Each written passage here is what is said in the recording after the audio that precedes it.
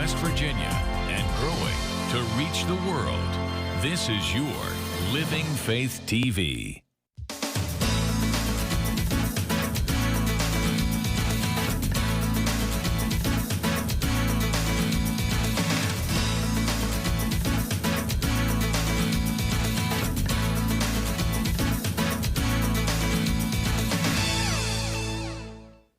Hi everybody, and welcome to Everyday Manna. Today we are going to be making some very quick and easy dinner ideas for you to have anytime you want, any day of the week. These are perfect make-ahead dishes that you could make and put in your freezer.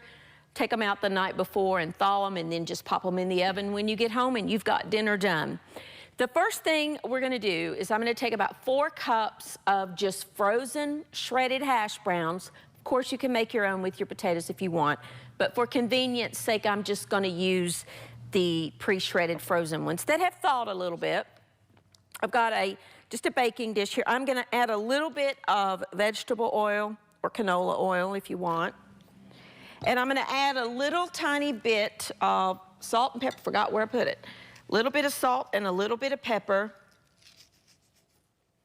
We're going to stir that together. And then I'm going to pop this in the oven and bake it. This is going to be the crust of our casserole. So just take your fingers and press that down. Pop it in a 400-degree oven for about 15 minutes while you're working on the stuffing. So let's pop that in the oven. Let that bake for just about 15 minutes or so.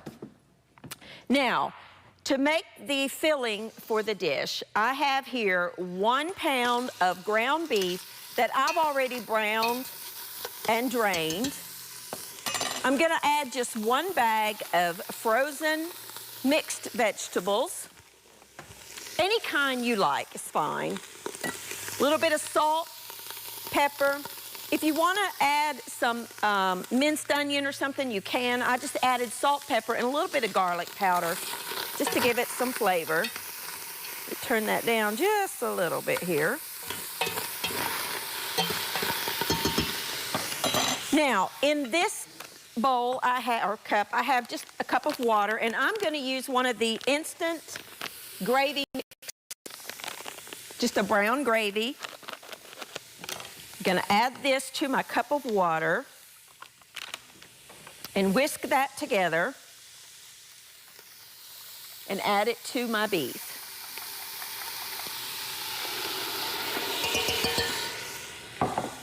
I'm also going to add some cheddar cheese. Stir that together, and that's going to be our filling once our crust comes out of the oven. You can turn that off.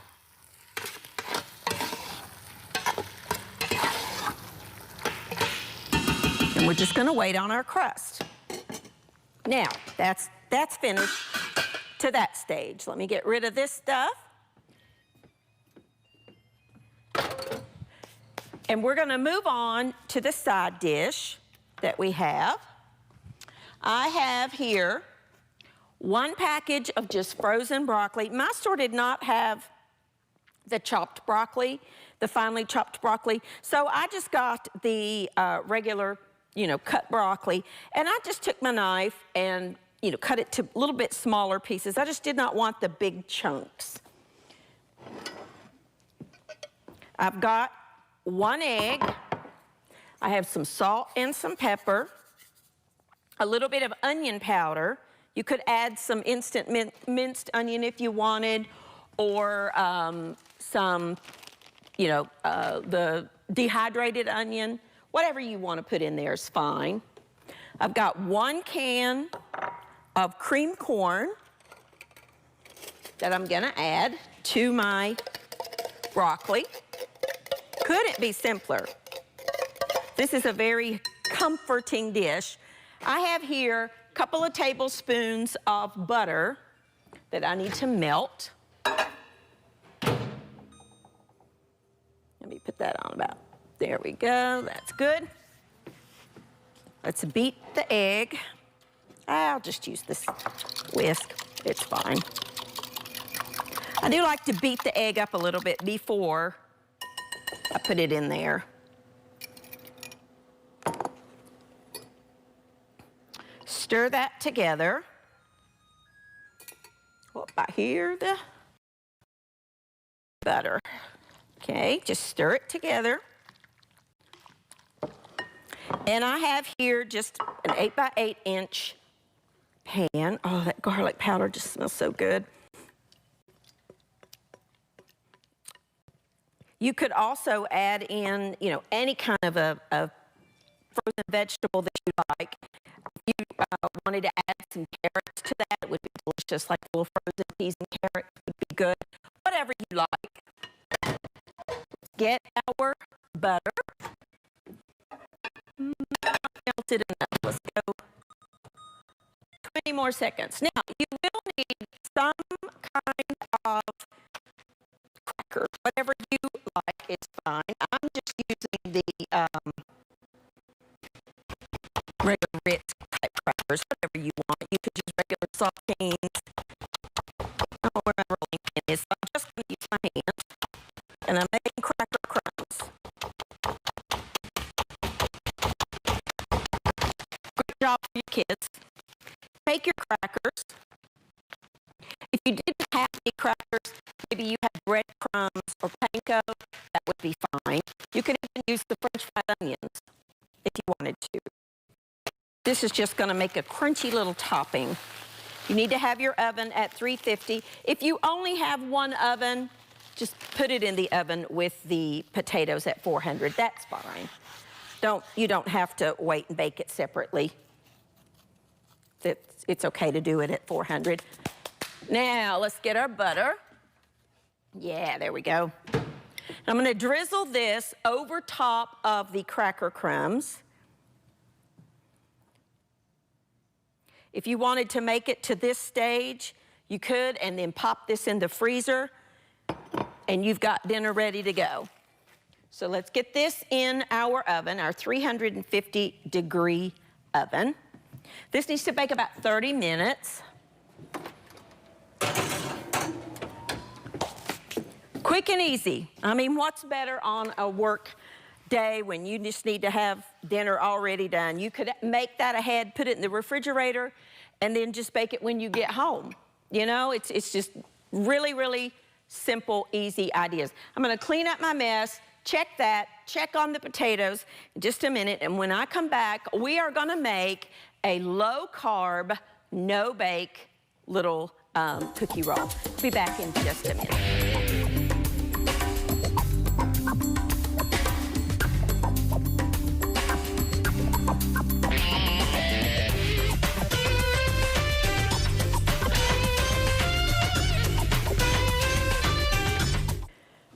Alrighty, now, one thing I forgot to add to the beef mixture is some French fried onions. You know, the little kind you get in the can at the grocery store? Well, they're kind of big, and I like them to be a little bit smaller.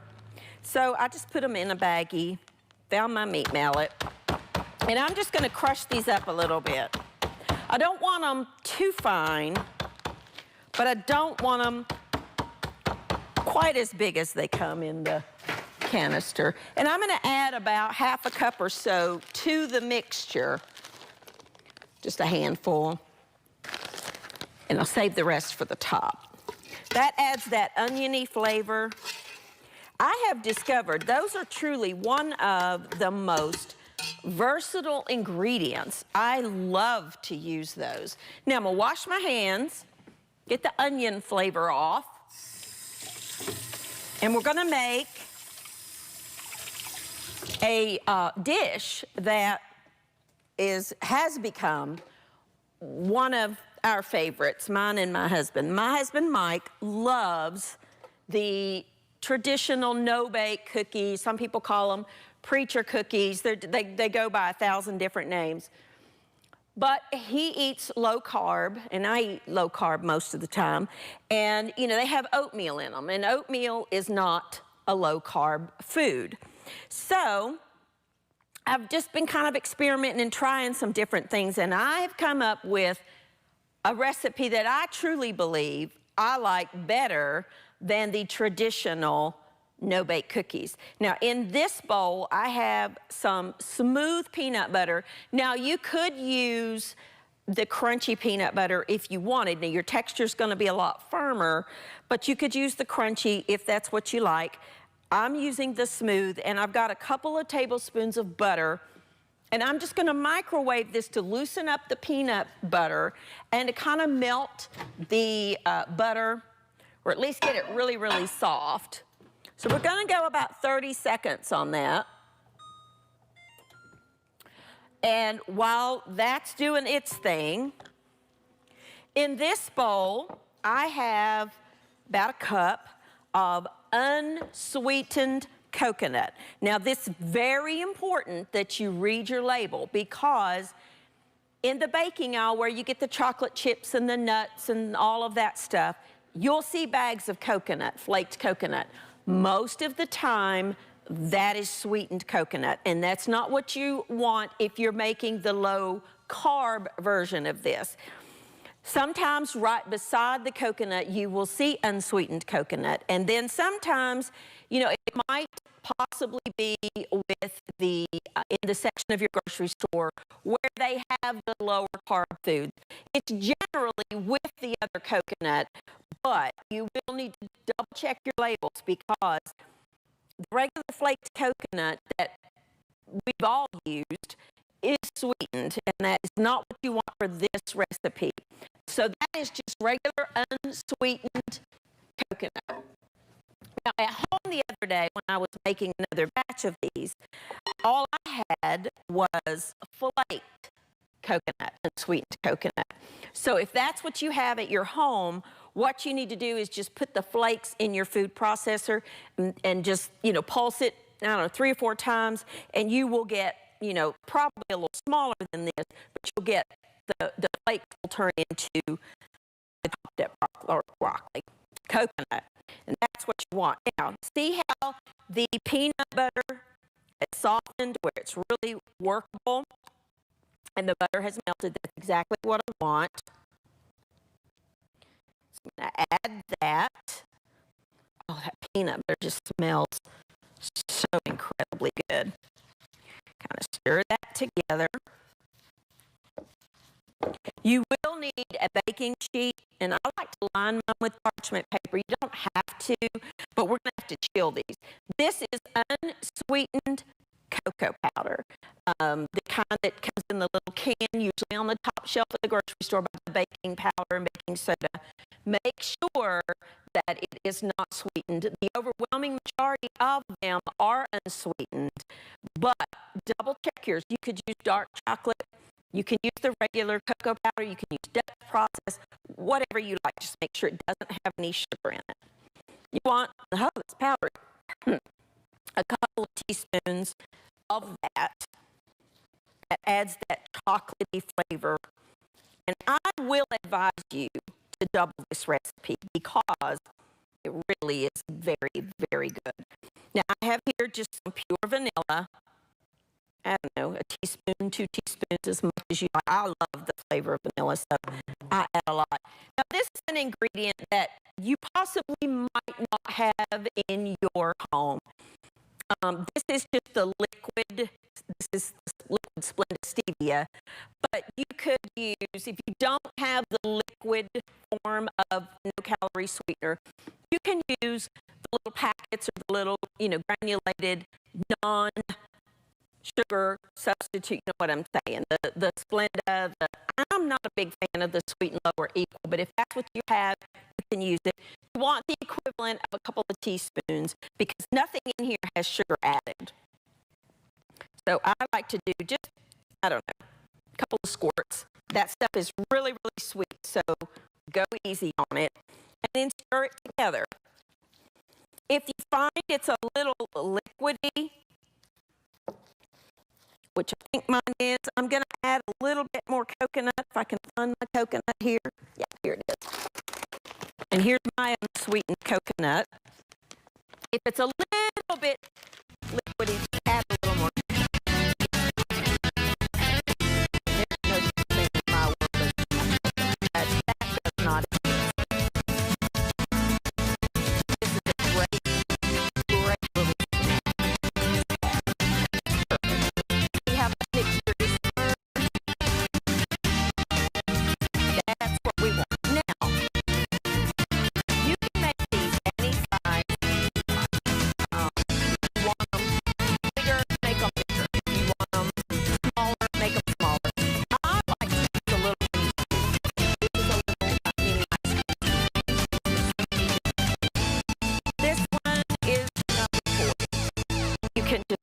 little scoop. And this way you get them all portioned out the same.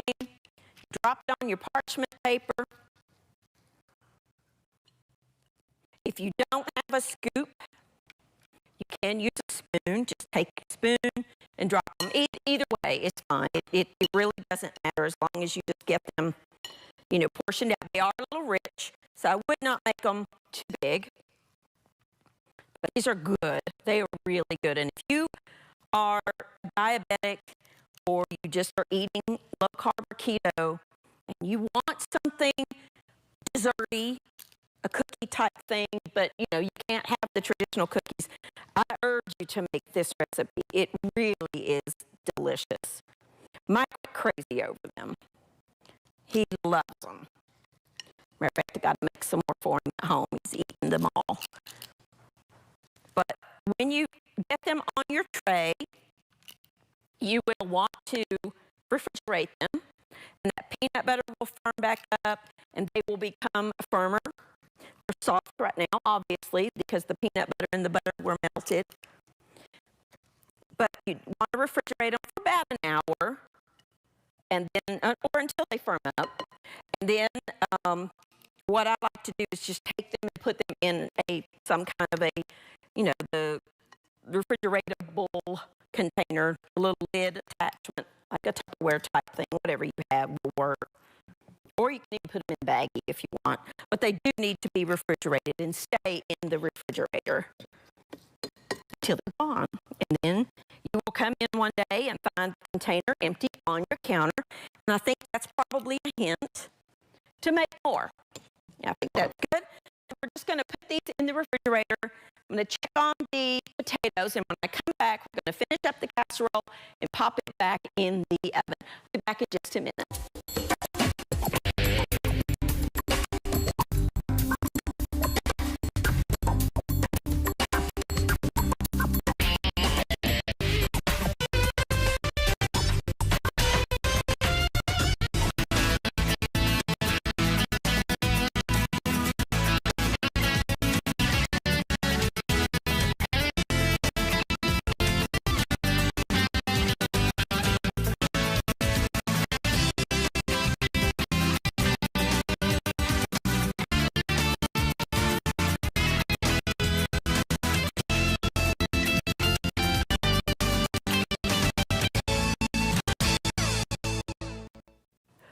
Alrighty, now our potatoes have baked a little bit, and I'm just going to put this mixture.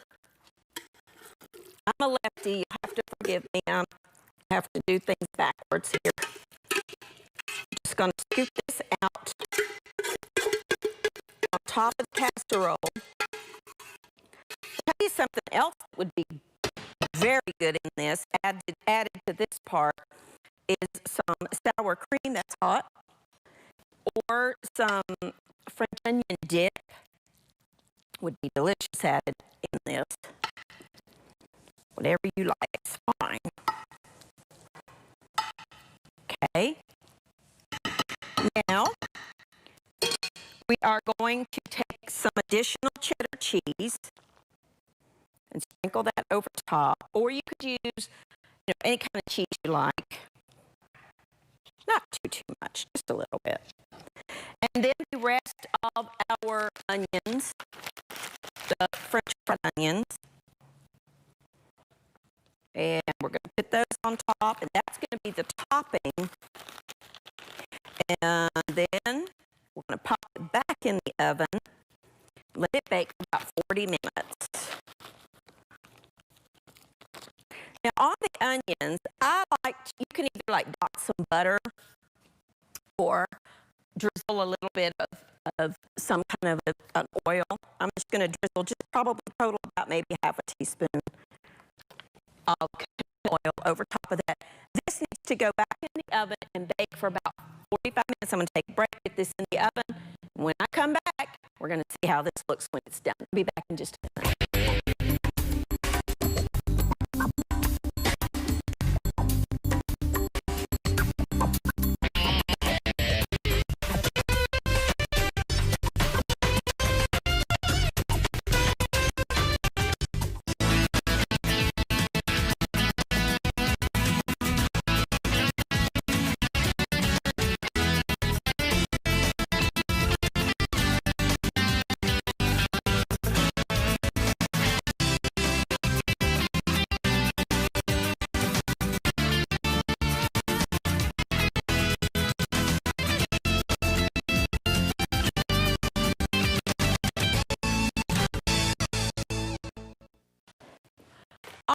righty, to go alongside our dishes, I'm going to make something that my mama used to make all the time. It's a very economical, quick, and easy meal. Now, if you have your own home canned tomatoes, I would use a quart of those. We didn't have any here, so I just had a can of whole tomatoes, and I'm going to chop them. Now, I did put on an apron because these things can squirt juice on you in a heartbeat. You don't want them tiny, but you just want them in bite-sized pieces. I like to cut them. You can use your fingers and squish them if you want to. That works too. I love cooked tomatoes. I'm not a fan of raw tomatoes, oddly enough, but I love them cooked. And this is just a quick, easy side dish, scalloped tomatoes. If you have an onion, a little spring onion, a little green onion, scallion, something like that, feel free to add that. But, you know, I like them kind of just plain. My aunt, my mother's sister, used to make a soup out of this kind of thing, and she would add chopped up celery to hers and okra, and oh, it's so good. So you could add some celery and okra with your tomatoes. Let me put these in here. Using a little scooper, you want the juice too. Just chopping these up. If you have, you know, already diced tomatoes, you know, you won't have to do this step. But these were not. So get that skin off. Alrighty. This could not be simpler. Now, tomatoes can be very acidic. If they need some, if you don't like the acid flavor, I personally do. But you could add some sugar. If you wanted to add maybe a teaspoon of sugar or the, you know, the no-carb sugar substitute, you could do that. Would be fine.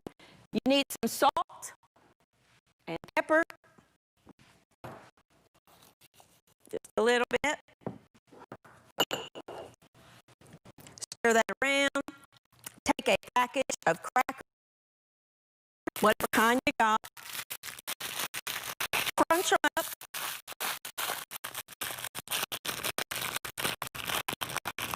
And then put them on top. If you have saltines, use those. If you have the cheesy flavored ones, they're good too. Whatever you want. Get your tomatoes, just stir all that in. Your salt and your pepper. You want the liquid. It's a scallop. Just sprinkle those over top.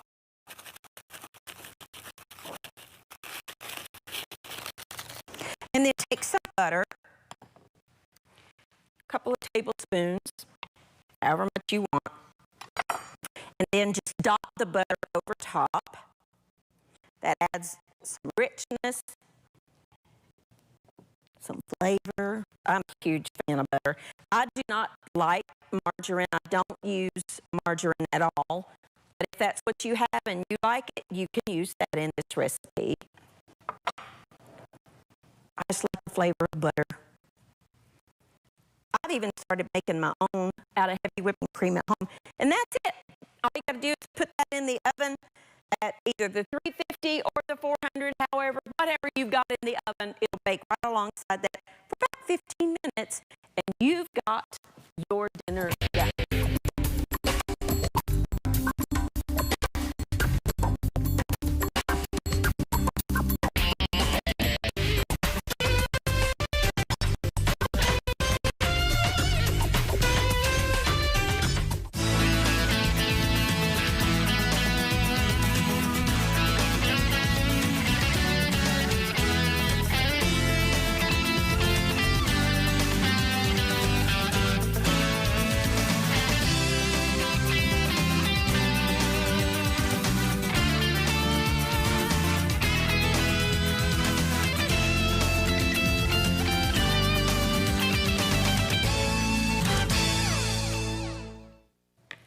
Alrighty, now everything is done and out of the oven.